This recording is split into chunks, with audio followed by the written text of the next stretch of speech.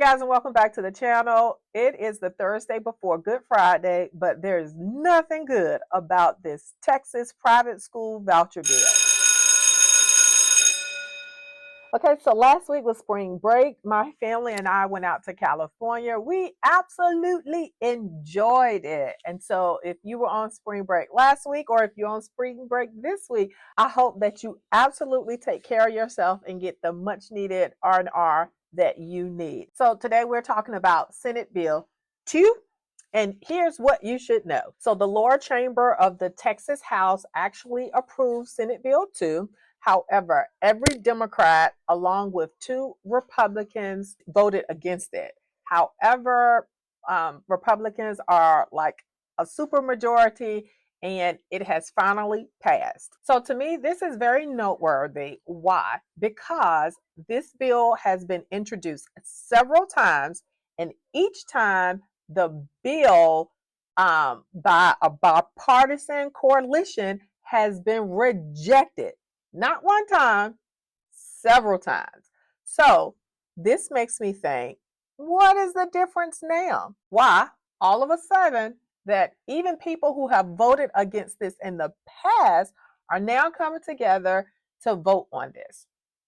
Definitely makes you say, So essentially, the bill lets Texans use taxpayer monies to pay for their children's private education to the tune of $1 billion.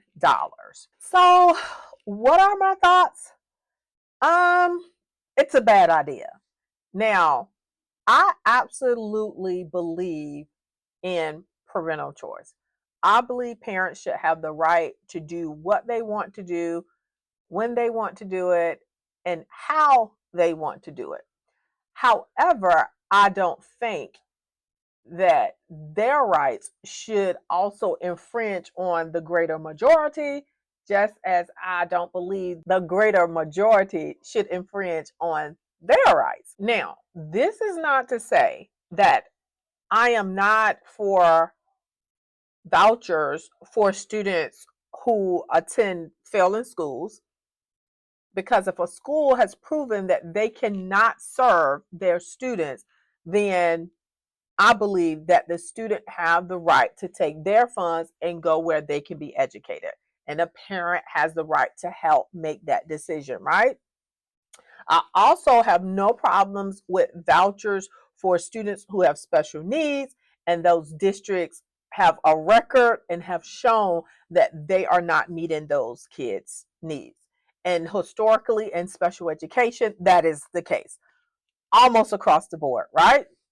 That is one reason why I do agree with the Georgia Promise Bill that was passed in the state of Georgia, which basically, and there's a lot of other things and issues, and people are still got some issues, but at the heart of it, the people who get the money are the people who attend the lowest performing schools. I think that is fair. There's no reason why, if you are zoned for an awesome school that is doing awesome work, there is no need for you to get taxpayers' money to help you fund a private education that you want for your child. Now, again, I am someone who children attends private school. That is I never thought that was going to be my plan, right? Never did.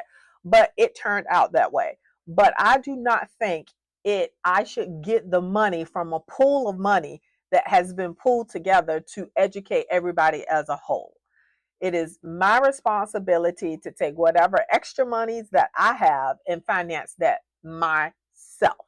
Now, if my student was in a school district that was not meeting their needs, that was not educating them, then again, I'm like, okay, it's not fair for you to make me stay at this place and I am not being educated, right? I don't think that's fair. But to give blanket vouchers across the board just so that whatever the person's reasons is, I do not agree with that. It simply will create greater economic and racial divides where it just it really shouldn't. Like, we have to, as a nation, stand on principles. And I think right now, I'm wondering what those principles are. Like, because a lot of the things that I'm seeing is so, just so bizarre. And honestly, even hurtful. Like, I don't know how to explain some of the things that are going on, even some of the silence that I hear in certain places, and then the rage in other places. Is, to me, it has really been disheartening. And for those of you who continually can't see or act like you can't see that there is a concerted effort to destroy public education, not to make it better. I mean, we can all agree that there are certain things that need to be done, right, to make it better. But we're not making it better. Overall, this administration is saying, "Hey, we're doing this to make it better." But the things that are being done is not being done to make it better. It is absolutely being done to destroy it, to burn it to the ground. And I think, again, my frustration comes in where other people will look and be like, no, but this is just, so you're telling me what I see with my own eyes.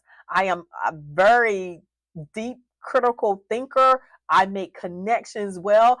I can see that if I take money from the pool of money, right, and go and help pay off the tuition bill at my child's education, that is going to impact my neighbor four or five houses down the street who can't afford to go to the same private school that I go to, right? She may be able to go to the other private school over here that maybe costs less, but maybe the academic rigor is not the same as the one that I have chose, right? And there's absolutely no regulation on that. And we can say what we will about public education, there is a standard, and there are things that we can do that is being done to ensure that those children are being taught how to write, read, do math and science and all of that other stuff. We can say what we want about homeschooling, right? Again, nothing against that. And that is, if that is what you want, then do it. You should have the right to do it. However, I'm also an educator who worked in public schools and who have seen my share of kids enroll into public school from being homeschooled and have been sorely behind. Now, on the flip side of that, are there lots of homeschooling kids that parents are doing a fantabulous job with? I'm sure it is. However, what we don't talk about is the amount of students who parents are not doing nothing. Their kids ain't reading, ain't doing math, ain't doing too much of anything. And then we don't want to talk about the group again who, maybe their parents, that's not their skill set, but that is definitely what we're trying to force on people. We're trying to force homeschooling, we're trying to force private education. And it's simply not right. I have seen my share of private schools that are not great private schools. Just like I would be the first to say, there are some public schools that are not great. There are some public schools that are wonderful. There are some private schools that are wonderful. There are a lot of private schools that are not so wonderful. Same thing with charter schools. And my take on education is there's no one size fits all. And we can say that with our mouth, but until we make that a reality where kids can just truly go where they are best suited, not because of what we want to do, because of our prejudice, or because we just don't want to go to school over here with Susie and Joe and all of that stuff. No, this school can be full of whatever, but it is doing the job of teaching you the educational standards. Then that should be good enough. But we are at a time where we are being divided. And I think a lot of people who don't even realize that they are playing into this division are playing into this division. And I just, it is so disheartening. But anywho, I definitely want to make this connection again though, because so much of this is connected, right? Like the goalpost keeps being moving. If you guys will recall, I did a series of videos on the lawsuit that Texas has brought trying to make Section 504 unconstitutional, right? And a lot of people's like, no, no, this is not what. Even with Project 2025, oh, they're not trying to do this. But we see it keeps unfolding, right? But anywho, here's Texas again, trying to make Section 504 unconstitutional. I told you then, I thought a big motive behind it was money, right? And at the same time, the dismantling of the Department of Education was also going. All of that is going money. This plays right into it again, right? Oh, we're going to give you 5,000 to educate your child at home, or to go over here, which you're probably still going to pay more money. Or now you're going to create schools where people are forced to go to because because of whatever reason. Like it gets to be extremely frustrating. But anyway, you sound off below. What do you guys think about this? Please let me know your thoughts, whether you agree with me or whether you don't.